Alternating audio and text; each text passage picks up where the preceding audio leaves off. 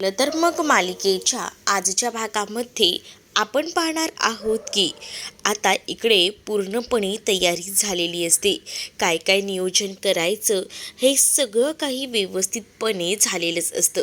आता फक्त गरमागरम पुऱ्या तेवढ्या करायच्या राहिलेल्या असतात. मग काय सगळीजण असतील तेव्हाच पुऱ्या करता येतील असं आता म्हटलं जातं. तर दुसरीकडे मात्र आता इकडे खरं तर अस्मिताचा मूड ठीक करण्यासाठी अस्मिताच्या लहानपणीचे किस्से हे मात्र आता सांगितले जातात. म्हणजेच काय, तर अस्मिता लहान असताना ती कशा पद्धतीने डब्यामध्ये जर पुऱ्या दिल्या तर तशाच ठेवून यायची आणि पिझ्झा जर दिला ना तर तो पिझ्झा पूर्ण संपून यायची, ही अशी असायची. अस्मिताच्या ना कहाण्या खूपच आहेत असं देखील आता म्हटलं जातं. त्याच वेळेला आता प्रताप तेही सांगतात की मी एकदा ना मुंबईला गेलो होतो आणि त्यावेळेला हिला ना तो ताटदिवसा वडापाव खायचा होता. मग काय, हिनं त्यासाठीही हट्ट केला. मग काय, मी इतका फेरी मारून या माझ्या चिमुकलीसाठी तेही आणायला गेलो. म्हणजे अस्मिता त्यांच्यासाठी किती इम्पॉर्टंट आहे ना, हेच थोडक्यात ते दाखवून देत असतात आणि त्या वर्णनानुसार आता ते सांगत असतात. तर इकडे आता अर्जुन आलेला असतो आणि अर्जुन जेव्हा घरी येतो ना तेव्हा आता सायली बघत असते आणि सायली विचार करते की ह्यांना आज यायला इतका लेट कसा काय झाला. पण ही अर्जुनला न विचारता डायरेक्टली अर्जुनने हे सगळं काही आता चैतन्याला विचारलेलं असतं. चैतन्याला ती म्हणत असते, काय हो चैतन्य भाऊजी, तुम्ही आज एवढा उशीरपर्यंत काय करत होतात. त्यावर अर्जुन आता सांगू लागतो की मम्मा, आज तुला उशीर झाला ना गं केक बनवायला आणि तू केलाच नाही. मग मला केक आणायला जावं लागलं ना, तो एक मोठा फेरा पडला, त्यामुळे जरा उशीर झाला असं काहीसं आता तो सांगू लागतो. मग आता इकडे सायली काय गेम खेळायचा हे सुद्धा आता समजावून सांगत असते आणि त्याच वेळेला आता सगळ्यांचीच ती लोक वाट बघत असतात, कारण अजून प्रतिमा आणि त्याचसोबत रविराजही आलेले नसतात. इकडे मात्र आता प्रिया आलेली असते आणि प्रियाचं सगळं जे काम होतं, लादी पुसायचं, पूर्ण घर साफ करायचं ते झालेलं होतं आणि म्हणूनच आता प्रियाला सांगितलेलं असतं की जा नीट आवरून ठेव. म्हणजेच काय, तर जो कापड वगैरे दिला होता तो नीट धुवून ठेव, सुकत घाल, हे सगळं सांगितलेलं असतं. ते मात्र आता थोड्याशा का होईना अशा गप्पा छान अशा रंगलेल्या असतात सगळ्यांच्याच. कोणी कोणी कसले कसले किस्से सांगत असतात. तर त्याच वेळेला आता खरं तर ना आम्हाला केक वगैरे आणायला उशीर झाला, त्यामुळेच आम्हाला एवढा वेळ लागला असं अर्जुन सांगत असतो. पण सायलीला अर्जुनबद्दल मुद्दामून माहिती काढायची असते की हा एवढा वेळ कुठे होता, काय करत होता, यासाठी ती चौकशी करत असते. तर दुसरीकडे मात्र आता नागराज हा तिकडनं लवकरात लवकर सटकायला बघत असतो. राज त्याला सांगत असतात की तुला तर माहिती आहे ना, आपल्याला जायचं आहे सुभेदारांकडे आणि पूर्णाची यांना तर कितीतरी दिवसाने आता भेटायला भेटणार आहे आणि तू कुठे चालला आहेस, जाऊ नकोस बरं, कुठेही जायचं नाही आणि इथेच थांबायचं असं देखील आता त्याला सांगण्यात येतं. पण आता तो कुठे ऐकतोय, त्याला जायचं असतं. तेवढ्यातच ना त्याच्या फोनवर फोन येतो. म्हणून मग आता तो कॉल रिसीव करतो. कॉल रिसीव करायला जाणार तितक्यातच आता रविराज नागराजचा फोन काढून घेतात आणि मग काय, नागराज खूप जास्त घाबरतो, तो तुतीविमे करू लागतो आणि जसा रविराजांच्या हाती तो फोन येतो ना तसं आता इथे सुमनचं बरोबर लक्ष असतं नागराजकडे, कारण नागराज घाबरला आहे हे स्पष्टपणे दिसत असतं. नागराज जेव्हा घाबरला हे दिसतं तेव्हा मात्र आता सुमन विचार करते की नक्कीच ना हे आता एवढे घाबरले आहेत, याचा अर्थ हे नक्कीच त्या पतला भेटायला जात असतील आणि म्हणूनच त्यांच्या चेहऱ्यावर एवढी भीती दिसते. पण नाही, यावेळेला यांचा पाठलाग तर करायलाच हवा. मागच्या वेळेला हे माझ्या हातातून निसटले होते, पण यावेळेला मी ह्यांना माझ्या हातातून निसटू देणार नाही. आणि तेवढ्यातच पुन्हा एकदा फोन आलेला असतो आणि तो फोन तो कानालाच लावतो. हो रे, येतोय रे, मी येतोय, मला माहिती आहे तुला काळजी वाटते, असं काहीसं खोटं बोलत असतो, कारण ना त्याला तिकडनं सटकायचं असतं. आणि त्यानंतर आता सुमनही ठरवते की नाही, मलाही आता या पार्टीला जाऊन उपयोग नाही, मला काही झालं तरीसुद्धा तिकडे जायला हवं आणि बघायला हवं नेमकं काय झालं आहे ते. आणि म्हणूनच आता सुमन विचार करते आणि सुमन आता सांगू लागते की कपडे सुकत घालायचे आहेत म्हणून मी मागून येते, तुम्ही पुढे वा. प्रतिमा थांबत असते पण प्रतिमाला ती थांबू देत नाही. प्रतिमाला ती म्हणते की वहिनी तुम्ही पुढे वा, मी येतेच थोड्या वेळात, काय ना कपडे सुकत घालायचे राहिलेत वॉशिंग मशीनमध्ये तसेच आहेत, मग मी ते वाळत घालते आणि येते, असं बोलून आता ती त्या दोघांनाही पाठवून देते. कारण आहे ना तिला नागराजचा पाठलाग करायचा असतो. नागराचा पाठलाग करण्यासाठी ही तिने आयडिया केलेली असते. आता प्रतिमा आणि त्याचसोबत रविराज हे सुद्धा सुमनला म्हणत असतात की नक्की तुला यायला जमेल ना, येशील ना एकटी. त्यावरती म्हणत असते की हो हो मी येईन एकटी, टेन्शन घेऊ नका. आणि असं बोलून ती त्याला आता तिकडनं जायला सांगते. पण आता सुमन ठरवते की मागच्या वेळेला माझा अंदाज चुकला होता, पण यावेळेला मी ह्यांचा पाठलाग करणार आहे. काही झालं तरीसुद्धा मलाही बघायचं आहे की हे कुठे कुठे जात आहेत ते. म्हणूनच आता त्याचा पाठलाग करायचा ठरवते. रिक्षा पकडते आणि त्याच्या गाडीचा पाठलाग करत असते. मग ती आता विचारही करत असते की हे सगळं एकदा सायलीला सांगायला हवं. म्हणजे कसं सायलीला सांगितलं तर सायलीलाही कळेल ना की मी बाहेर पडली आहे ते, हे सगळं बघण्यासाठी. कारण तो रस्ता आणि हे सगळं काही एकदमच सामसूम होतं. त्यामुळे आता तिथे रस्त्याने जरी जात असली तरीसुद्धा मनामध्ये तिच्या कुठेतरी भीती वाटत होती. इकडे मात्र आता सगळीजणं प्रियाची मजाही घेत होती. प्रियाला मुद्दामून काही ना काही कामं या सगळ्या गोष्टी सांगितल्यामुळेच आता हसूही येत होतं तेवढंच. पण आता प्रिया ही फ्रेश व्हायला आपल्या रूममध्ये निघून जाते. तर दुसरीकडे मात्र आता पाहायला मिळतं तन्वी तर आता निघून जाते, म्हणजेच प्रिया तिकडनं निघून जाते. आणि तेवढ्यातच आता तिथे सगळीजणं हजर असतात. म्हणजेच प्रतिमा, रविराज सगळीजणं आलेले असतात. त्यामुळे अजूनच सायलीला खूप जास्त आनंद होतो. आणि इकडे मात्र आता काही ना काही मजा घेण्याचा कार्यक्रम सुरू असतो. कारण आता आज त्यांचा जो सेलिब्रेशनचा दिवस असतो ना, तो एकमेकांची मजा घेण्यासाठीच खास करून असतो. तर दुसरीकडे मात्र आता पाहायला मिळत असतं की आणि अर्जुनची बडबड चालू असते. इकडे मात्र आता तेवढ्यातच प्रतिमा आणि रविराज आलेले असतात. आणि त्यामुळे आता एकदमच आनंद असतो. पण सुमन आलेली नसते. म्हणून सायलीला प्रश्नही पडलेला असतो की सुमन काकू कुठे राहिल्या. आणि त्याच वेळेला सुमन काकू येत आहेत मागून आणि थोडंसं काम होतं म्हणून ती थांबली, पण येते मागून असं म्हटली. मग आता सायली थोडीशी विचार करू लागते. कारण अजूनही सुमन काकू आली नाही आहे. सुमन काकू घरीच असेल ना, असा विचार ना आता सायलीच्या मनात येतो. आता इकडे आल्याबरोबर प्रतिमा ही पूर्णाजीची चौकशी करत असते. बरं वाटतंय ना, कसं आहे, ओके आहे ना ऑल, असं देखील आता विचारत असते. मग आज काय कोणत्या गेमपासून सुरुवात करायची आहे. आता सगळीच जणं जमलेली असतात. तर आता गेमपासून सुरुवात होणार असते. चला आता आपण गेम खेळायचा का. इकडे आता अस्मिता त्या नागराजच्या मागे रिक्षातून निघालेली असते. त्याच वेळेला तिला हा रस्ता एकदमच सामसूमचा दिसतो. मग ती आता विचार करते की सायलीला एकदा कॉल करून सांगून ठेवावं की आपण इकडे आहोत ते. आणि म्हणूनच आता ती सायलीला कॉल करायचा प्रयत्न करत असते. पण सायलीला कॉल लावला तरी सायली कॉल पिकअप करू शकणार नसते. कारण सायली ही खूप जास्त बिझी असते. कारण इकडे म्युझिक आणि हे सगळं काही सुरू असतं. आता अश्विनही या पार्टीमध्ये सहभाग घेतलेला असतो अश्विनने. आणि अश्विनही आता तिथे येऊन बसतो. आता सगळीजणं मस्तपैकी ही पार्टी एन्जॉय करण्यासाठी आलेली असतात. मग आता सायली सगळ्यांना गेम समजावून सांगते. म्हणजेच आता या बाउलमध्ये सगळ्यांच्या नावाच्या चिठ्ठ्या आहेत. अस्मिताताई एक एक करून सगळ्यांच्या चिठ्ठ्या घेतील. ज्यांच्या चिठ्ठीमध्ये नाव येईल त्यांनी समोरच्या व्यक्तीला सांगायचं आहे की कोण इथे येऊन डान्स करणार आहे ते. असा हा आपला गेम आहे असं देखील आता ती म्हणते. अच्छा, पण मला एक गोष्ट सांग. रविराज म्हणतात की आता जरी कोणाचं नाव आलं तरी मलाच येऊन नाचायचं आहे ना. असं म्हटल्यानंतर सगळीजणं हसू लागतात.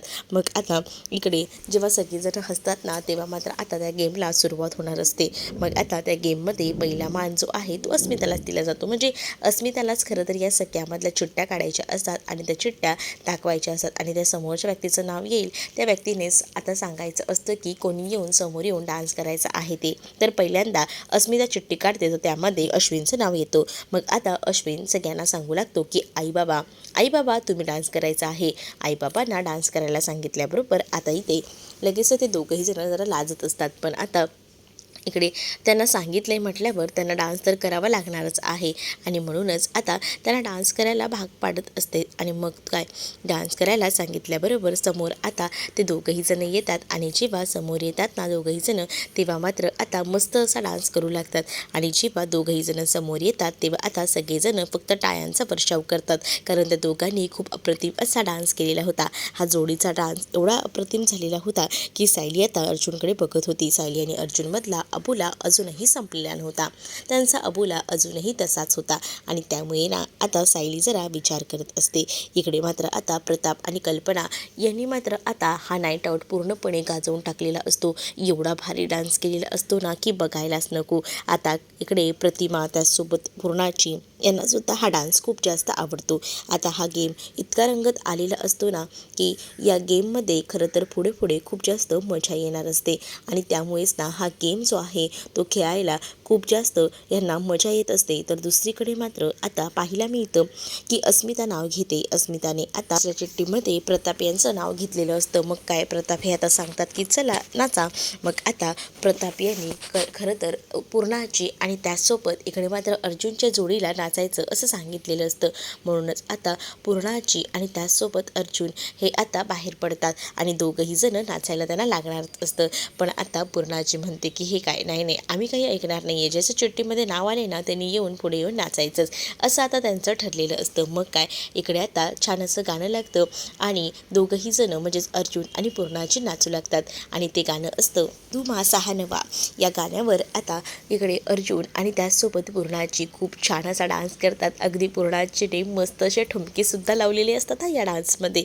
आणि त्यानंतर आता पूर्णाची साडेपा डान्स पूर्ण होतो तेव्हा तिथे ती जाऊन बसते आणि जेव्हा ती तिकडे जाऊन बसते ना तेव्हा मात्र आता इकडे ही सायलीसुद्धा आता खूप जास्त खुश असते. आता अस्मिताला पुढची चिठ्ठी काढायला सांगितली जाते. आता अस्मिताला जेव्हा पुढची चिठ्ठी काढायला सांगितली जाते तेव्हा अस्मिता म्हणत असते की ह्यात तर आता माझंच नाव आलंय. मग आता तिचं नाव आल्याबरोबर ती म्हणत असते की मला ना सायली आणि अर्जुनचा एक डान्स बघायचा आहे. मग आता सायली थोडी अनकम्फर्टेबल असते कारण आता ती अर्जुनसोबत बोलत नसते ना, म्हणूनच तिला आता नको असतो अर्जुनसोबत डान्स करायला.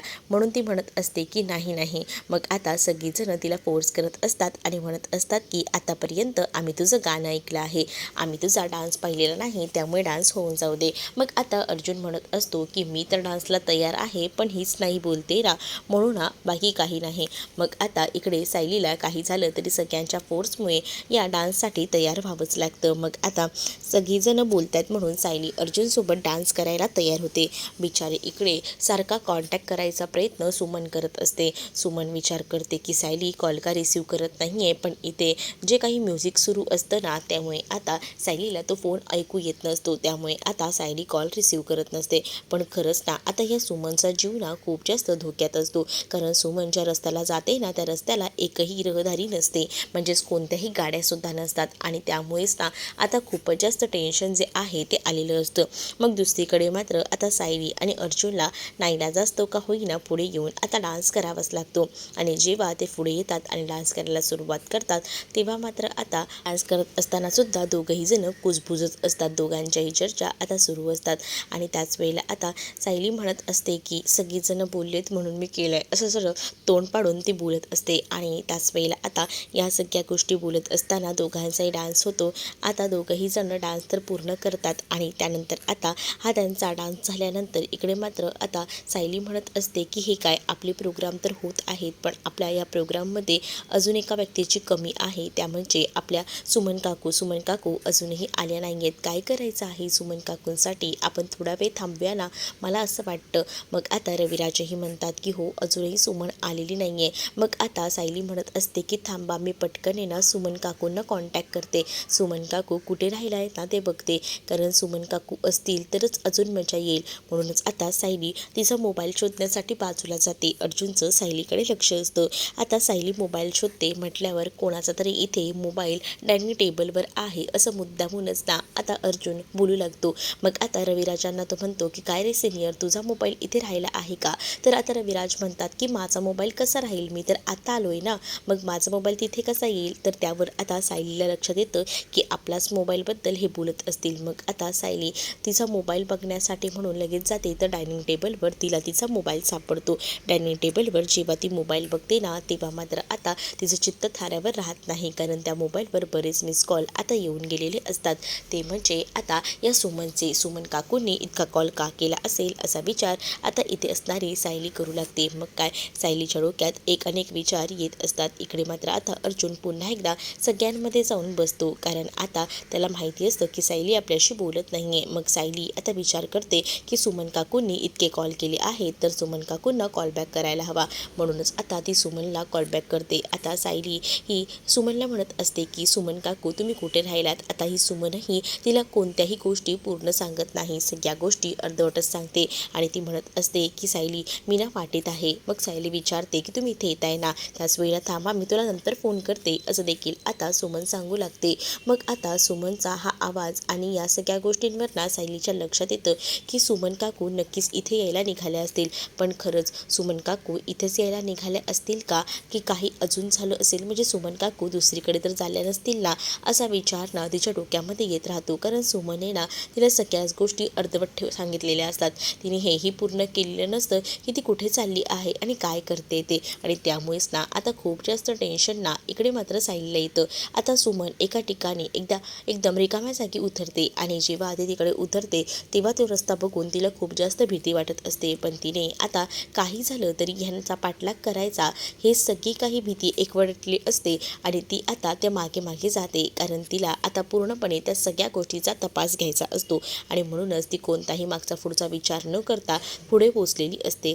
तर दुसरीकडे मात्र आता पाहायला मिळतं, इकडे आता सगळेजण बसलेले असतात आणि तेवढ्यातच सचिन तिथे आलेला असतो आणि सचिनला आलेलं बघून सगळ्यांची तोंड वाकडी होतात.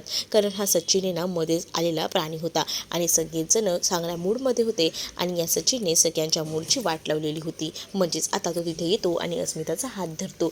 खरं तर या सगळ्या गोष्टी रविराज आणि प्रतिमाला माहीत नव्हत्या, म्हणूनच आता ती लोक त्याच्याकडे एकदम आनंदाने बघत होते. कारण तो सगळ्यांच्या समोर येऊन आता त्या अस्मिताचा हात वगैरे काही पकडत होता आणि या सगळ्या गोष्टी. आणि त्यामुळेच ना आता अस्मितासुद्धा थोडी टेन्शनमध्ये येते. अस्मिता म्हणत असते की काय झालं आहे, पण आता तो तिचा हात धरतो आणि तिला सगळ्यांसमोरच पुढे घेऊन येतो. आणि त्याच वेळेला अस्मिता म्हणते की काय काय करतोयस तू हे. मग आता अस्मितासाठी त्याने काहीशी रिंग आणलेली असते आणि त्या रिंग तो दाखवू लागतो आणि म्हणत असतो की माझ्या ब्युटिफुल बायकोसाठी ब्युटिफुल रिंग. आणि खरंच ब्युटिफुल बायको, सॉरी, मला माफ तर करशील ना, असं देखील तो आता म्हणत असतो. पण या सगळ्या गोष्टी ना खरं तर ना रविराज आणि प्रतिमासमोर आणायच्या नाहीत असं काहीसं तिला वाटत असतं आणि म्हणूनच ना ती थोडी नाराज असते आणि ती त्याला म्हणते की आधी इथून उठ, उगाच ना लोकांसमोर ना मला तमाशा नको या, उठ इथून. आणि तिला ना त्याच्याकडनं काहीसुद्धा नको असतं. पण नाईलाज असतो, प्रतिमा आणि रविराज तिथे असतात ना, त्यामुळे आता ती गप्प असते. पण आता ती मात्र त्याला म्हणते की उठ इकडनं आणि आताच्या तर रूममध्ये निघून जा. सचिनचा नाईलाज होतो, तो तिकडनं निघतो. तर अस्मिताही आता रूममध्ये त्याच्या मागोमाग जाते, कारण अस्मिताला सुद्धा हे सगळं नको असतं. दुसरीकडे आता नागराज फोन लावत लावत मागे पाठलाग करत निघालेला असतो आणि ज्या वेळेला नागराज निघतो त्यावेळेला मात्र आता सुमन एका झाडाच्या मागे उभी राहून, भिंतीच्या मागे उभं राहून हे सगळं काही बघत असते. आणि इकडे सेलिब्रेशन तर एकदम जोरात होतं, म्हणजे केक कटिंग आणि हे सगळं झालेलं असतं. आणि केक कटिंग वगैरे झाल्यानंतर सगळीजणं खूप जास्त खुश असतात आणि टाळ्या देखील वाजवत असतात. इथे पुन्हा एकदा म्युझिक सुरू असते. त्यामुळे म्युझिक सुरू असल्यामुळे इकडे जे काही कॉल्स येत असतात ते काही सायलीला कळत नसतात. आता सुमन त्या लोकेशनला त्या नागराजच्या पाठोपाठ पोहोचलेली असते. आता मला एक गोष्ट कळत नाही आहे, आता इथे पूर्ण उजेड आहे, पण आता सुमन जोपर्यंत त्या नागराजच्या पाठोपाठ तिथे पोहोचते ना, तोपर्यंत पार तो अंधार झालेला असतो. इतक्या लगेच अंधार कसा काय होऊ शकतो, काहीच कळत नाही आहे. आणि एकदम रात्रीचा अंधार झालेला असतो. इथे सायली विचार करते की काय झालं असेल, म्हणूनच ती आता सुमन काकूंना कॉन्टॅक्ट करायचा प्रयत्न करत असते. पण आता सुमन ही पाठलाग करत असते ना, म्हणून त्या फोन काही उचलत नसतात. आणि इकडे दुसरीकडे आता अर्जुनचं बरोबर सायलीकडे लक्ष असतं की आपल्या बायकोचं काय चाललं आहे आणि काय नाही ते. आणि म्हणूनच अर्जुन बरोबर सायलीकडे लक्ष ठेवून असतो आणि तो आता म्हणतो की या बायकोला काय झालं आहे, ती इतकी अस्वस्थ का दिसते. म्हणूनच आता अर्जुन जो आहे तो मात्र चैतन्याला म्हणत असतो की जरा विचार ना माझ्या बायकोला, ती इतकी अस्वस्थ का आहे. तर आता चैतन्य त्याला म्हणतो की काय रे, प्रत्येक वेळेला तुमच्यामधला मला कबूतर का बनवतो, जा ना तुझं विचार ना तू, अरे जा ना, जरा विचार ना, असं म्हणून आता अश्विनला तो तिच्याकडे पाठवायला सांगतो. आणि त्याच वेळेला आता इकडे सायली कंटिन्यू कॉल करत असते आणि तिला आता सुमन काकूंची काळजी वाटत असते. कारण सुमन काकू नक्कीच बाहेर पडल्या आहेत, पण त्या इथे आलेल्या नाही आहेत, म्हणजे त्यांनी नागराज काकांचा पाठलाग करायला घेतल्यात, पण त्या कोणत्या संकटात तर नसतील ना, असा विचार ना आता ती करत असते. इकडे नागराज आता पोचलेला असतो, तोपर्यंत अंधार झालेला असतो. आता नागराज त्या गुंडांना सांगत असतो की मी सांगितले ना आतमध्ये जायचं नाही, म्हणजे आतमध्ये जायचं नाही, नाहीतर माहिती आहे ना महिपास शेट काय करेल. अहो पण तो माणूस केवढा बोंबलत होता, आत्तापर्यंत त्याचं बोंबलणं चालू होतं. आता हे सगळं काही इथे गाडीच्या मागे उभं राहून इकडे मात्र सुमन पाहत असते. सुमन मात्र आता खूप जास्त डेअरिंगबाज झालेली असते. पण आता सुमन जेव्हा कॉन्टॅक्ट करत असते तेव्हा मात्र आता सायलीला आणि कळतं की सुमन नक्कीच मोठ्या संकटात आहे. आणि आता सुमनने लगेच कॉल करून महिपत इथे आहे आणि नागराज इथे आहे, त्या दोघांचे कॉन्टॅक्ट आहे याबद्दल सांगितलेलं असतं. पण आता सायलीसुद्धा सुमनच्या मदतीला तिथे जाऊन पोहोचते. म्हणजे नेमकं सुमनचं काय झालं असेल खरंच काही सांगता येत नाही. पण इकडे अर्जुन अस्वस्थ होतो, कारण सायली त्याला कुठेही सापडत नाही आणि आता सायलीचा कॉलही लागत नसतो. मग आता अर्जुन म्हणतो की कुठे गेली आहे बायको, काहीच कळत नाही आहे. अश्विन त्याला शांत करत असतो. तुम्हाला हा भाग कसा वाटला कमेंटमध्ये नक्कीच सांगा आणि अशाच नवनवीन भागांसाठी आपल्या चॅनललासुद्धा सबस्क्राईब नक्कीच करा.